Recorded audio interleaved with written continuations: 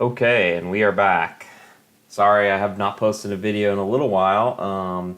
Been fairly busy, so I am now back and I'm testing a new method where I'm using a virtual whiteboard as opposed to a physical whiteboard, and we'll see if this is an improvement in terms of visibility.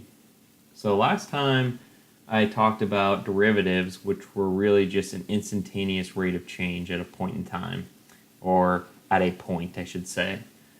And now what I'm going to do is I'm going to prove what the derivative of a polynomial looks like. And in order to do that, I need to use the binomial theorem, and I need to use a couple other things that I'm about to prove right now. Some smaller items that'll be easier to prove than the binomial theorem, and then I'll jump into what the derivative of a polynomial is, which is something that is used very commonly and should be known kind of like the back of your hand. I mean, it gets used constantly in not only multiple math subjects, but also in the sciences, also in actuarial science. And that's why I feel like it's an important proof. Even though you don't need to know the proof, I think it's good to have as background. So, first thing though that I want to prove, so let's write this out. What I want to prove is the derivative of the sum of two functions is equal to the sum of the derivatives. So what I mean by that is if I have two functions, let's say f of x plus g of x, and I take the derivative of that, that is equal to the derivative of f of x plus the derivative of g of x. And I could, in place of the addition there and there, I could use a subtraction as well. But I'm going to prove it just with the addition sign, and then you could do the exact same thing, like I said, with the subtraction sign. So that's our goal, is to prove that. Our functions could be any two functions of x. So we're talking about functions of the same variable here.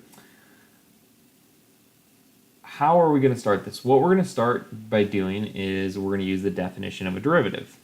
So right here we're using a derivative, right? So what did we prove last time? Before I even go into this whole thing right here, let's just do a little side note. Let's just remember.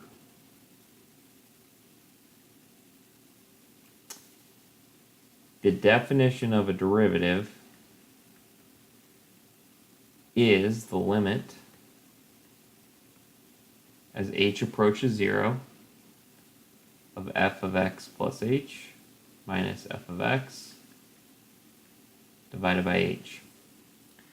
Right? So this was our essentially our rise over our run, which is kind of which is the definition of a slope, and we're taking that as our change goes to 0. So that's the definition of a derivative. Now let's apply that definition to this piece up here. So in order to do that, we need to plug in x plus h, you see here, and then you see x there. Except for now we have the sum of two functions. So we're going to plug in f of x plus h plus g of x plus h to get our first piece. So that's piece 1. Oh, and I need my limit out here. The limit as h goes to 0 minus our second piece is f of x, we're plugging in x now, plus g of x. So that's our second piece. We're dividing that whole thing by h. So let's go ahead and clear some room up here. And what I'm going to do now is just really look at what am I left with and how am I going to get to where I want to go.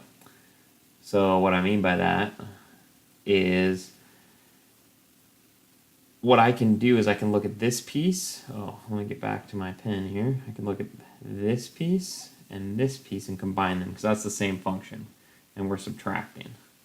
So that's equal to the limit as h approaches 0 of f of x plus h minus f of x divided by h. And what we're doing here is we're really going to split out the limit because the limit of sums is the sum of limits.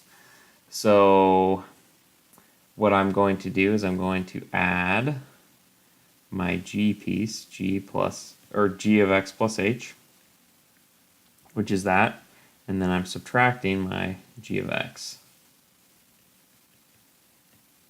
divided by h. And I gotta put my limit out here. So now I've split that up, and what is this? This piece right here is just the definition of a derivative. So that's f prime of x. What is this? That again is the definition of a derivative, so I'm left with g prime of x, which is exactly what I set out to prove. I set out to prove that the derivative of the sum is the sum of the derivatives. So we've got the sum of the derivatives, so we can check that off. I just wanted to show that real quick because I'm going to be using that in my following proof. Okay, and actually one other thing that I want to show before I jump into the proof is I want to prove that the derivative with respect to x, well, we could do it with respect to any variable, but I'm going to use x, of a constant, and I'm going to call it c, is equal to 0. Meaning I want to prove that the derivative of 2 or the derivative of 3 or 4 or 4.5, I want to prove that any of those is 0. All I have to do is plug in the definition of a derivative, right? So d dx of c, or I could say c prime, is equal to, what's it equal to? It's equal to the limit as h approaches 0 of f of x plus h minus f of x divided by h. Just using the definition of a derivative. Well, what's my function? My f of x function is just c. It's just a constant. So no matter what x is, I'm left with c, which means I'm left with the limit as h approaches 0 of, what is f of x plus h? Well, it's c, because it's a constant. It doesn't matter what x is. What is f of x? It's also c, divided by h. So that's equal to the limit as h approaches 0 of 0 divided by h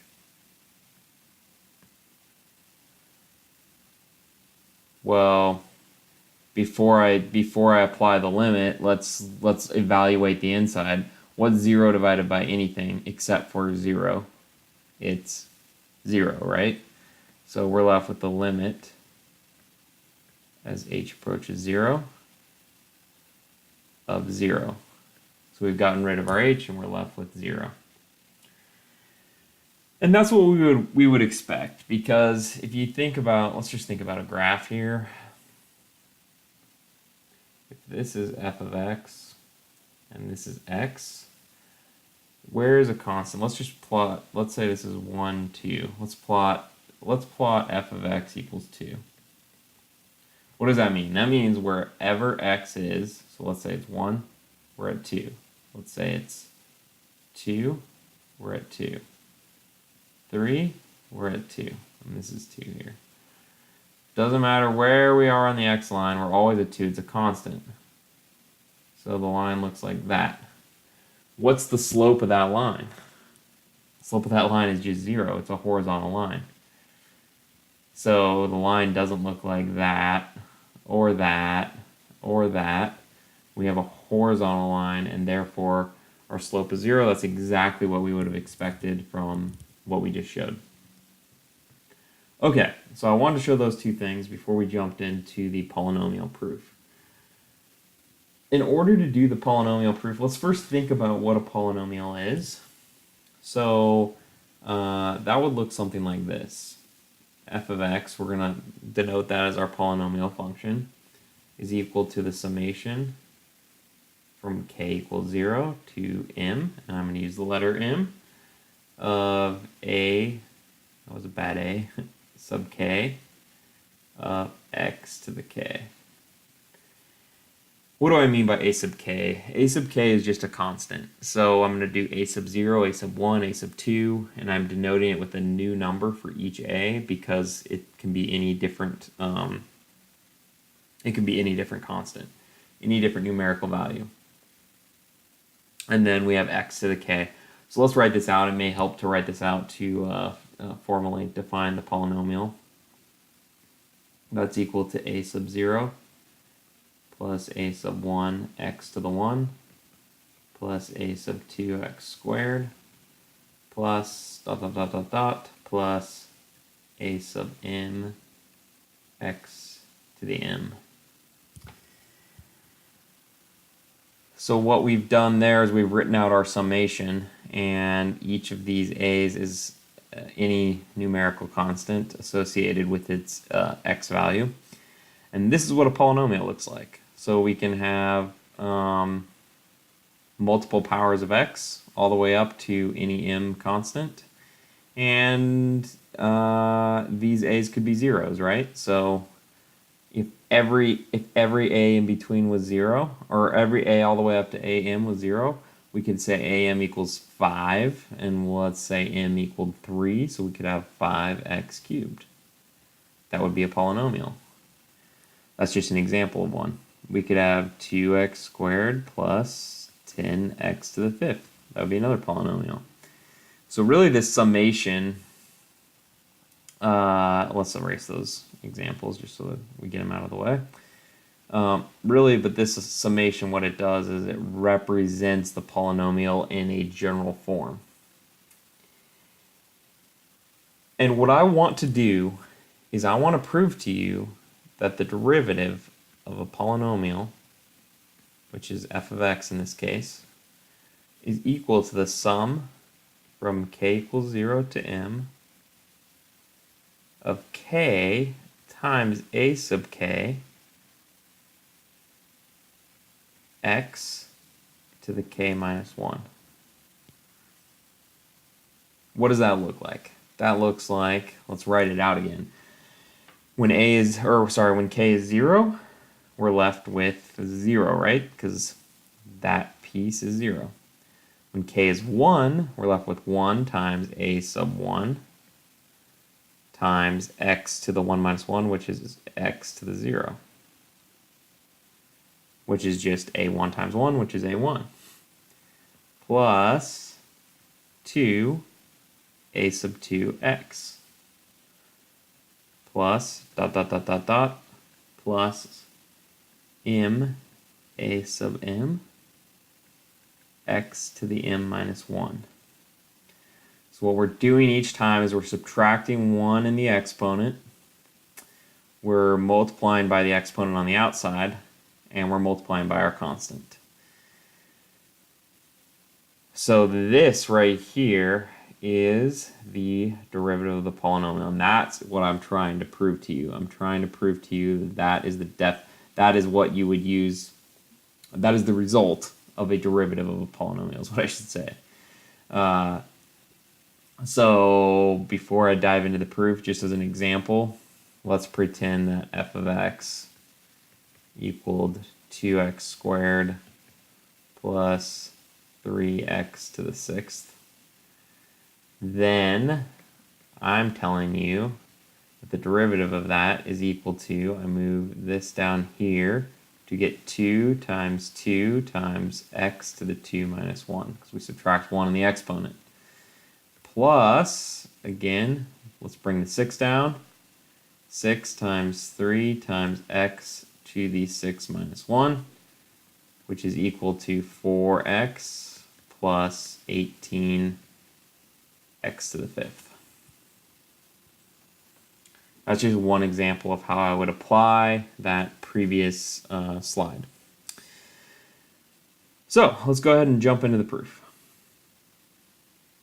in order to do this, this is where we're going to actually use the binomial theorem. So let's actually think about let's think about this case. Let's think about the case where f of x equals x to the n. And if we can prove it for that, I can use some of the previous things that I've shown you to prove to you that it works for the general polynomial form as well.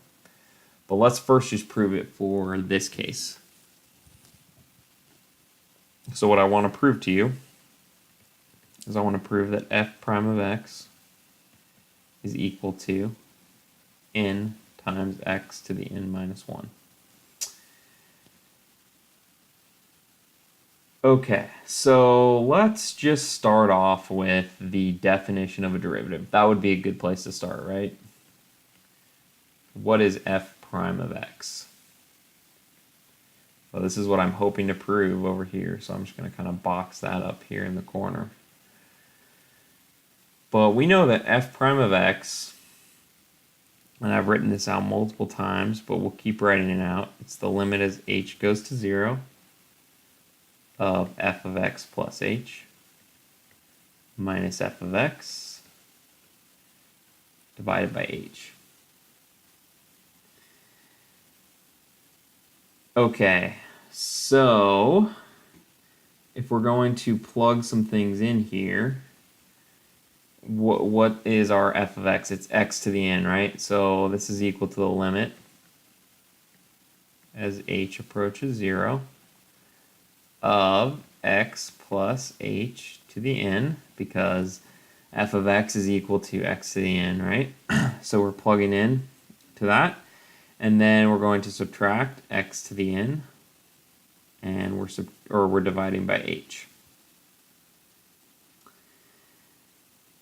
Okay, let's think about, we want to kind of simplify this whole expression. X plus h to the n could be a very complicated expression, because n could be any number, right? It could be 250, and how do you expand x plus h to the 250? That would be a pretty complicated mess. But luckily, we have our binomial theorem, which we talked about, I think it was 2 videos ago, or I think it was something like that. So you could refer to the binomial theorem video to see the proof of that. But we're just going to apply that to our x plus h to the n. What is the binomial theorem telling us? It tells us that x plus h to the n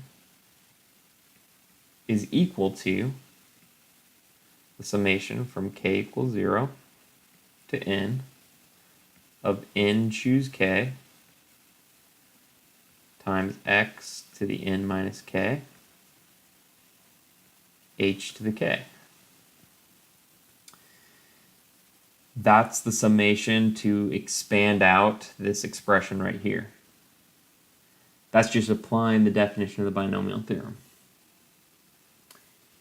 So what does that look like in all practicality? Let's actually go to the next slide to take a look at this. So we have x plus h to the n, and we're going to expand out the binomial theorem. Let me just write it one more time just so you can see that summation, so we don't lose it. And again, this was shown a couple of videos ago. Whoops. X to the n minus k, h to the k. So if we just apply that summation, we're going to get n choose 0 when k is 0, x to the n minus 0, which is just x to the n, h to the 0, which is just 1. So I'll write that out just even though I don't have to because it's 1, plus n choose 1, x to the n minus 1, h to the 1, plus n choose 2, x to the n minus 2, h squared, plus dot dot dot dot, plus, I'm going to run out of room here, and choose n all the way. At the end, x choose 0, h choose n. Okay, so we've expanded that out. Now let's go back to our definition of the derivative. Let's plug that back in, because what we had on the previous screen was we were left with the limit as h goes to 0 of x plus h to the n minus x to the n divided by h. Well, we've now shown what x plus h to the n is equal to, which we can plug in. So we've got the limit as h goes to 0 of this expression up here minus x to the n, right? Because we're plugging that in right there. And then we're subtracting x to the n. Well, where do you see x to the n up here? It's just this, because n choose 0 is just 1, h to the 0 is 1, so that's x to the n, which means that is going to cancel out that. What does that mean we're left with? That means we're left with n choose 1, x to the n minus 1, h, plus n choose 2, x to the n minus 2, h squared, plus dot dot dot dot plus n choose n, x to the 0 is 1, right? So just h to the n, all divided by h. Okay, so now we got to think about how we're going to simplify this. We know that we're left with, okay, so we already subtracted our x to the n, right? And the next thing that we're going to do is we're going to look at our n choose 1 term times x to the n minus 1. Because the reason what, sorry, I should clarify. So what we're going to do first is we're going to actually divide out this h wherever we can. Because what we'd like to do is simplify this whole expression. So here we have an h, here we have an h, so those two are going to cancel each other out, right? Here we have an h squared divided by an h, so we're going to be left with an h. So let's go ahead and write that out. Let's make some room up here. That way it'll be easier to see what we have below instead of going to another screen. Okay. So let's do exactly what I said. So now we're going to have the limit as h goes to 0. And we divided out the h for the first one, so we have n choose 1 times x to the n minus 1. Our h is gone there. Here, h squared divided by h is just h. So we have plus n choose 2 x to the n minus 2h plus dot dot dot dot plus n choose n h to the n minus 1, because h to the n divided by h is h to the n minus 1. When you divide, you subtract exponents. All right, if h is going to 0, what's that going to do to this, all these terms, all the way up to there? Those are all going to become 0. Essentially, you're plugging in a 0 for your h. So those terms all go away, and we are essentially left with this.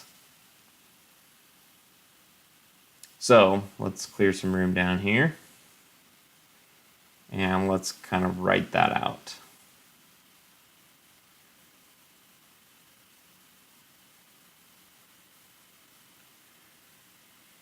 So this is equal to the limit as h goes to 0.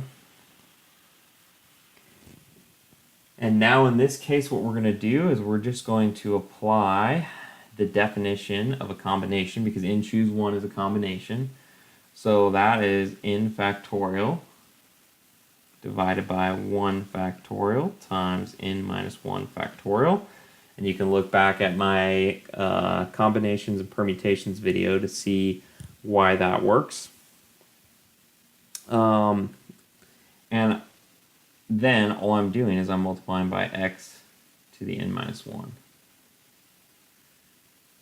But all of our h's are gone, so I can essentially take this piece away. So we've gotten rid of all our h's. So now, what is n factorial? 1 factorial is just 1. What is n factorial divided by n minus 1 factorial? Well, that's just n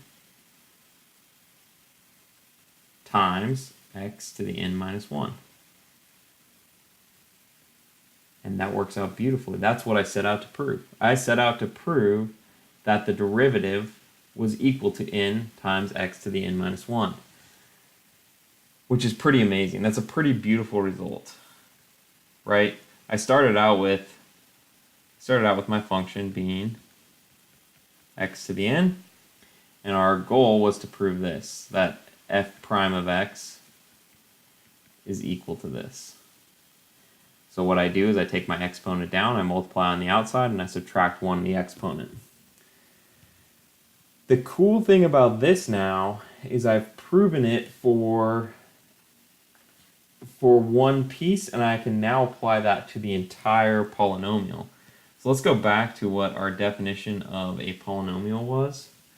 We said that f of x was equal to the sum from k equals 0 to m of a sub k x to the k, which was just equal to a sub 0 plus a sub 1 x plus a sub 2 x squared plus dot dot dot dot dot plus a to the m x to the m.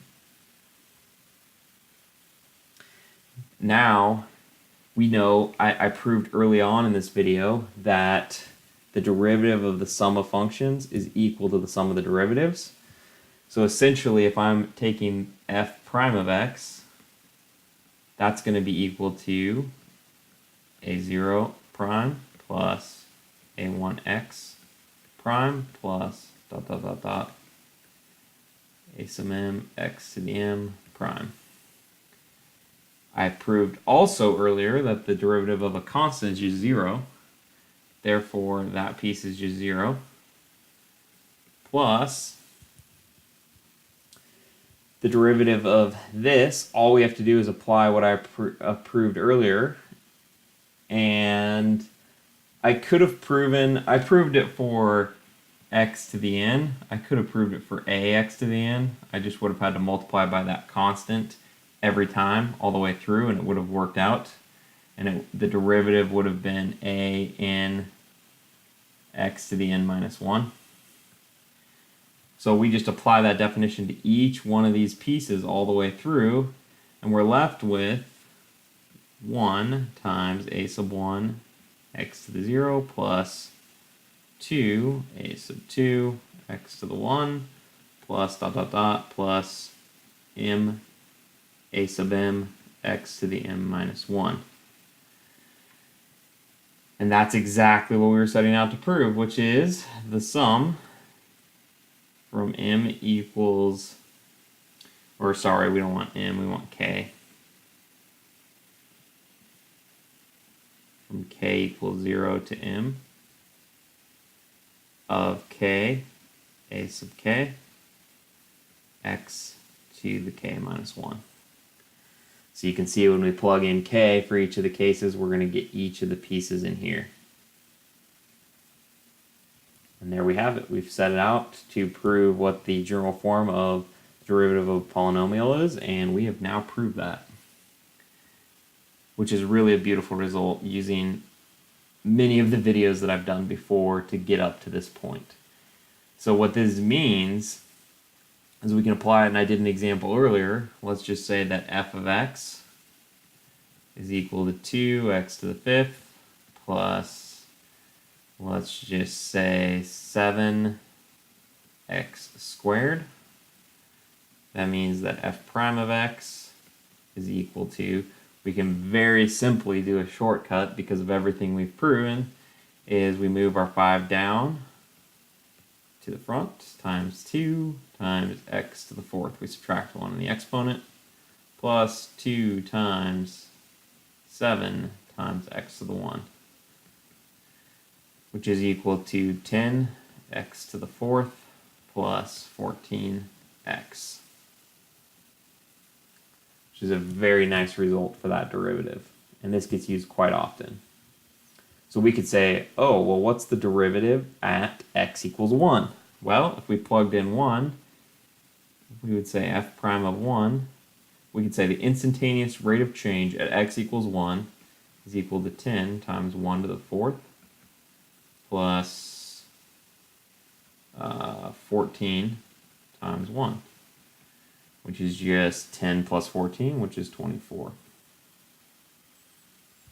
And the units of measure would be whatever our whatever units we're using, whatever we're modeling for our function. So that is now very fundamental to understand for calculus. We've gotten through some combinatorics, we've gotten through the binomial theorem, what a derivative is, and now we've proven what the derivative of a polynomial is.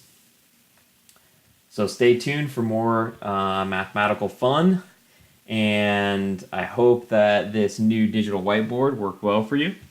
And don't forget to subscribe for more cool math videos, and I have actually a great interview coming up this week with an actuary, and I think you will enjoy that. That's going to be Wednesday at 7 p.m. So I'm hoping to announce that one soon. So please enjoy.